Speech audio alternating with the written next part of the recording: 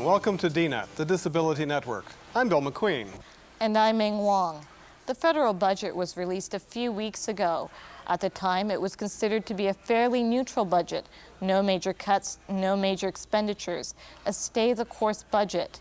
There was little or no coverage on the way it would affect people with disabilities. Later on today's program, we'll hear some reaction and analysis. We'll also take a look at fashions designed for people with disabilities. And we'll see how an inventor has made learning sign language easier and more fun. First, here are some highlights of disability stories from the last few weeks. It's tax time, and this year many disabled Canadians are in danger of losing a tax credit.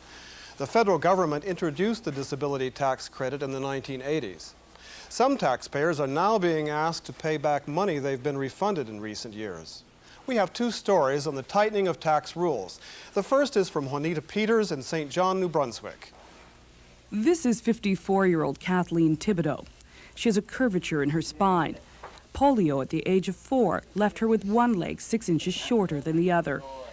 She also has had her hips replaced. She's worked most of her life in the hotel business, but after her last hip operation, she was unable to continue working. Today, she receives a disability check from Canada Pension, but a new form from Revenue Canada has determined she's not eligible for a disability tax credit that she's been getting for 2 years. Kathleen is being asked to pay back more than $1,000 to Revenue Canada from 1994. The disability tax credit has been available for 10 years, and those at Revenue Canada say since then the law hasn't changed, just the form that determines who's eligible. Jacinthe Leblanc says people often confuse eligibility for Canada Pension with the tax credit. Canada Pension looks at if you can work or not. Where Revenue Canada, what we're looking at is if your disability restricts your daily activities. She says these applications were often accepted without a proper assessment. But the result is, today, thousands of people are being asked to pay back money they don't have. And many are asking for a review of their cases. St. John MP Elsie Wayne is helping. We have been successful in some. The rest are now all going through the appeal process, every one of them. They are appealing this, and we've been assisting them to go through that process. In the meantime, Kathleen Thibodeau has paid the first $50 back to Revenue Canada. Taxpayers with disabilities aren't the only ones being reassessed and disqualified. People with disabled children and other disabled dependents are also finding themselves subject to review. Rick Ratty reports from Winnipeg.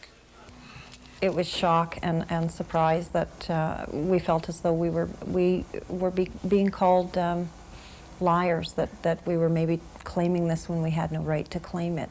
The Cares used to get a disability tax credit for Trevor, but last year he was reassessed. Because he can walk the required 25 meters on his own, his family no longer qualifies.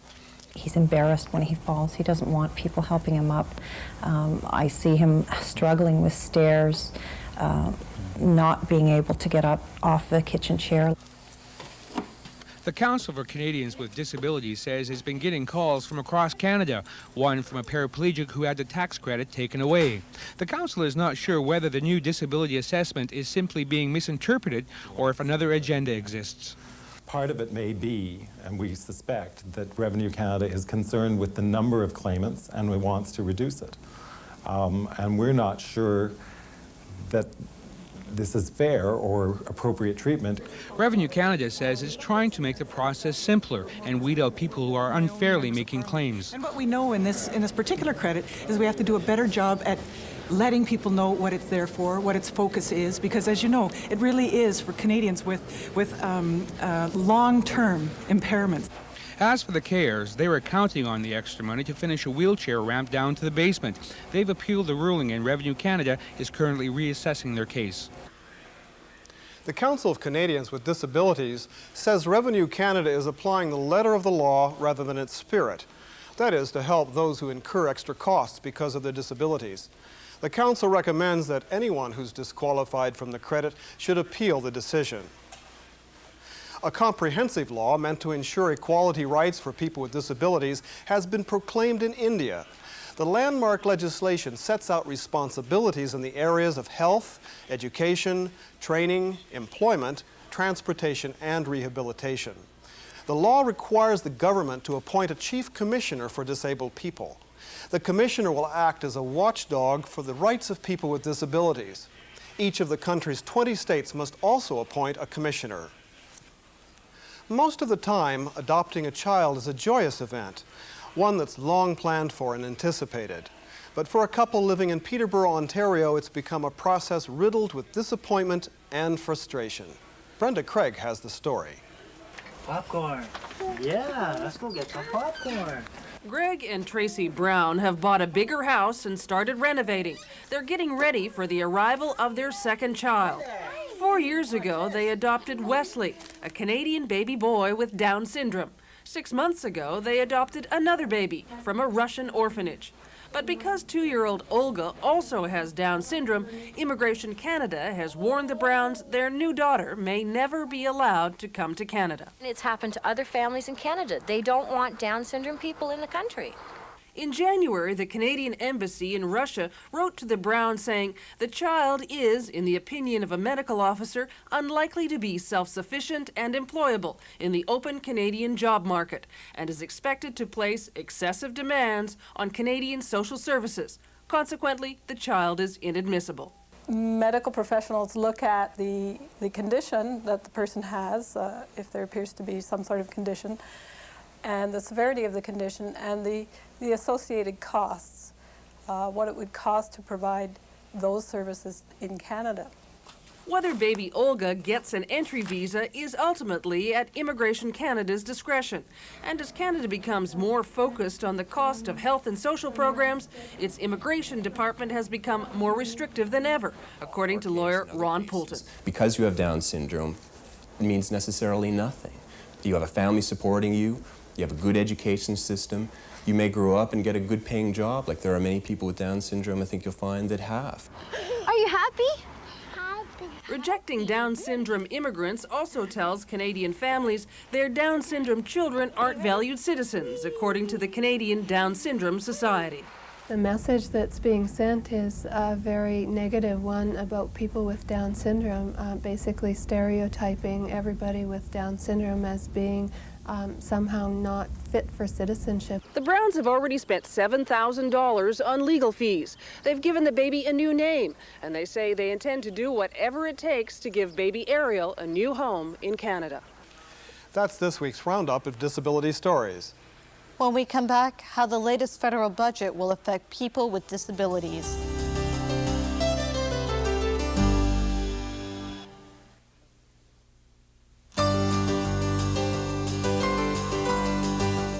A few weeks ago, Finance Minister Paul Martin brought down a federal budget. No one seemed to be either elated or outraged by it, and there was little or no coverage on the way people with disabilities would be affected. In a moment, we'll hear from two organizations that represent people with disabilities. First, here's part of what Finance Minister Paul Martin had to say on Budget Day.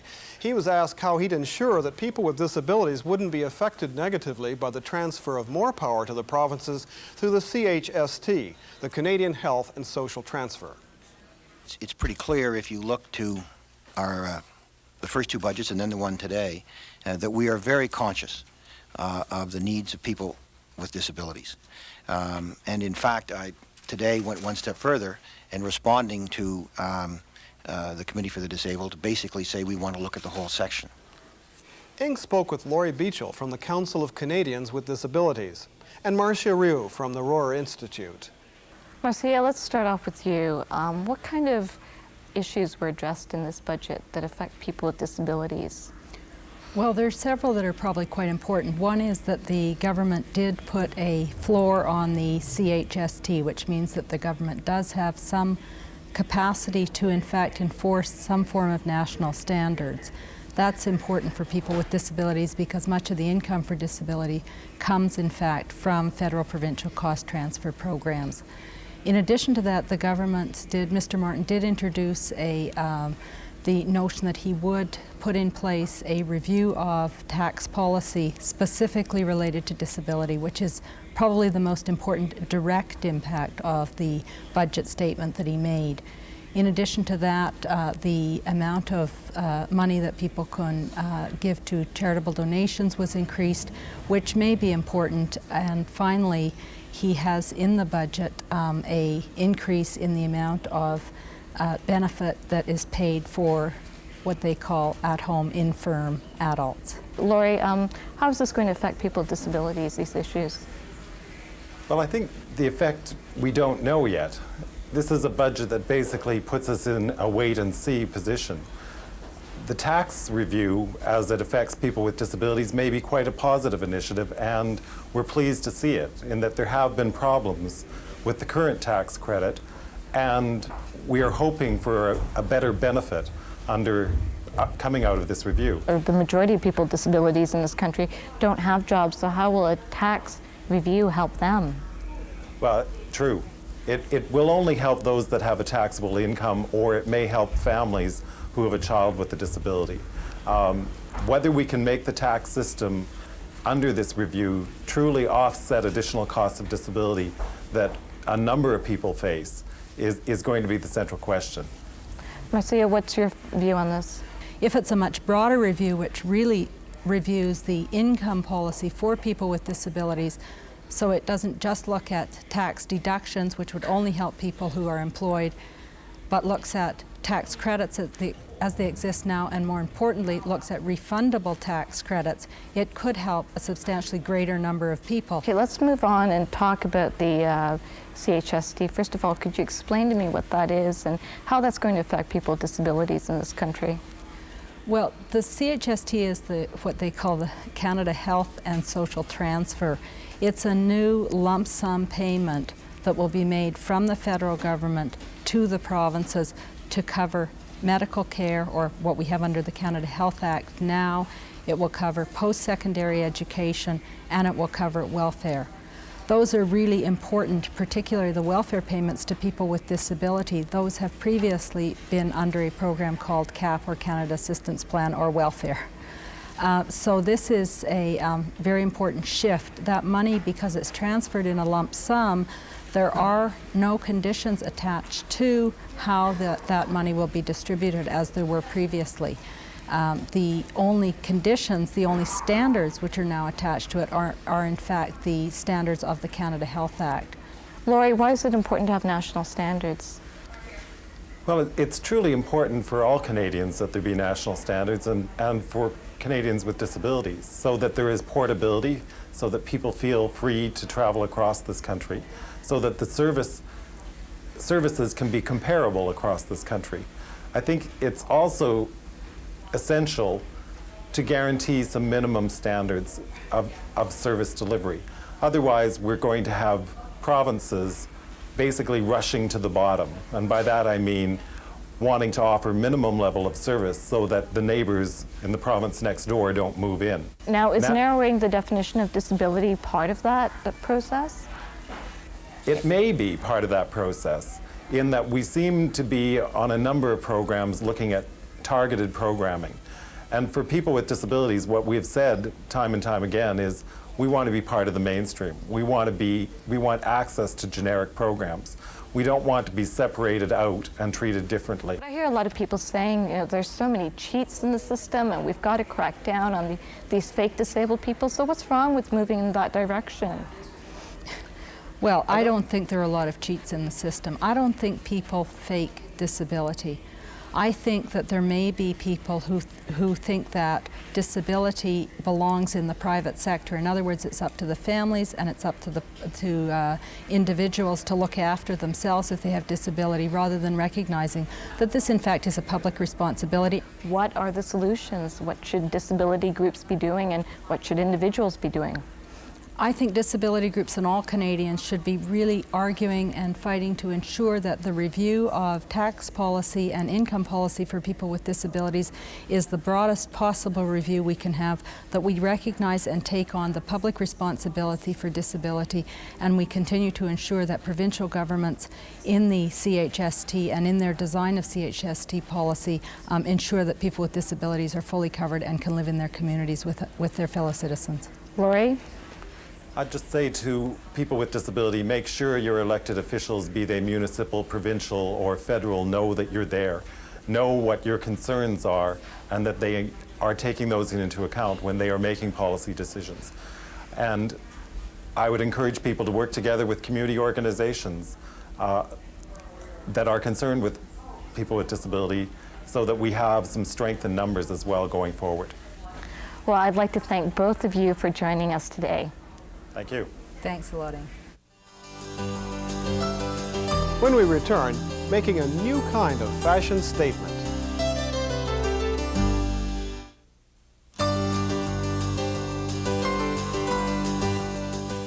Department stores have a wide range of clothing.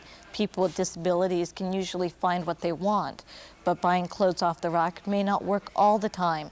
People's specific needs may not necessarily be met. There are fashion designers working to improve the situation. Our next story is about a designer who's trying to expand her market. Fashionese started as a mail order company. It's been in business for about a year now. Sheila John got the idea for the company after teaching kids with disabilities. She noticed that they needed clothes designed for their special needs.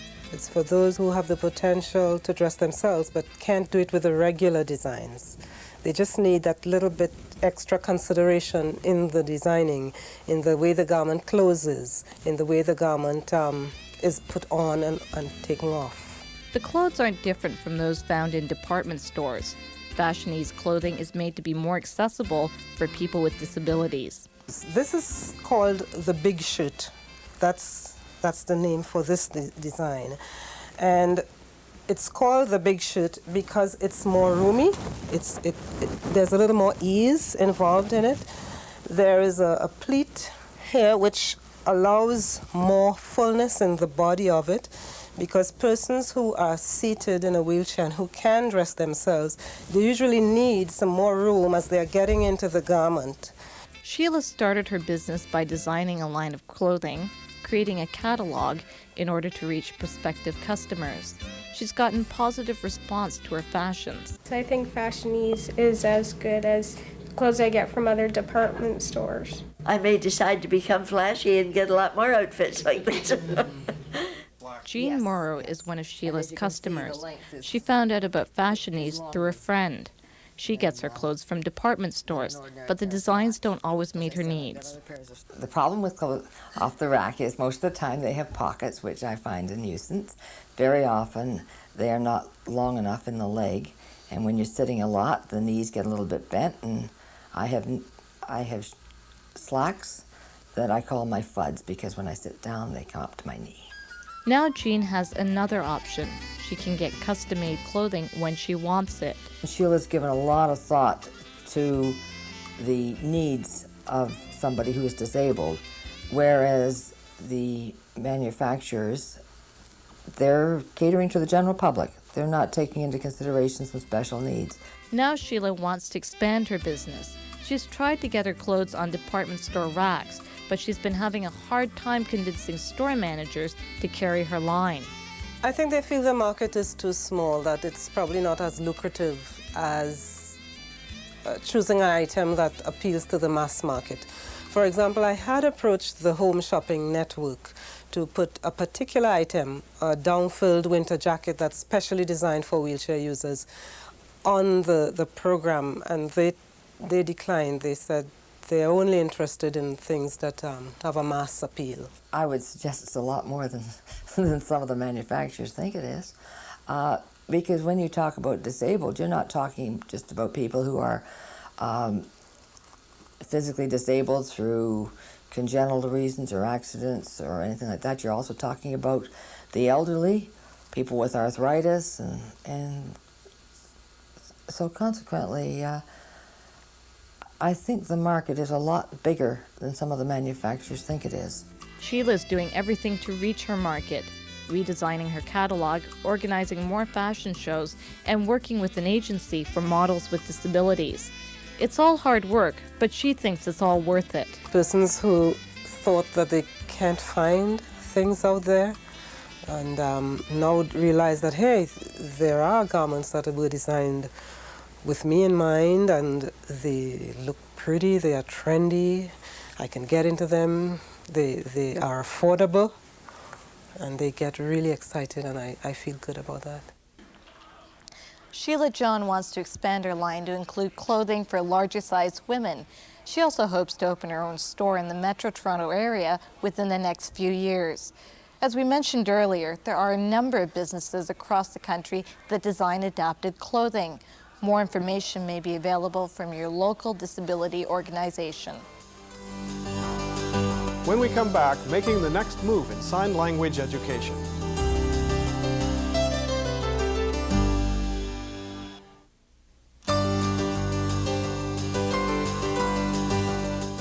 It's not easy to learn a new language. There's so much to pick up. New words, new terms, and new ideas.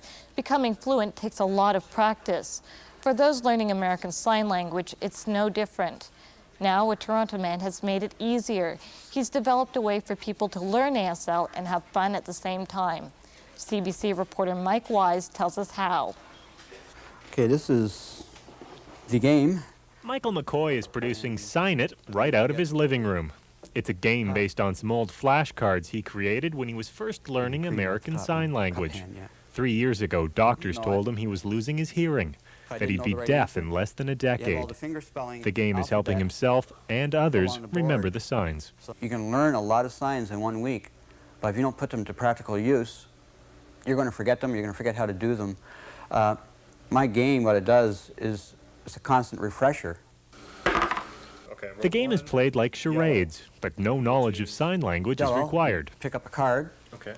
You say, show me the sign for class. Okay, so I have to spell it first? If you don't know it, you don't know the sign, you just follow the... Okay, so it would be C-L-A-S-S. Right. You did that right. Every card corresponds to a page in a reference book, so you can even learn how to do the proper signs. There are 2 C hands. 2 C's? Right. And then encircle them together. Okay, so it's encompassing. Right, and that's class. There's a lot of people like me out there, and I've learned of people that won't go to class, and they're much more deaf than I am. And they're sort of embarrassed, and it's really silly, because it's like going out to learn French, you go out to learn sign language, it's exactly the same thing. I mean, you can't just close yourself off because you can't hear somebody. Sign It retails for about $42, and that includes the reference book. The game is available through the Canadian Hearing Society and at a couple of local toy stores.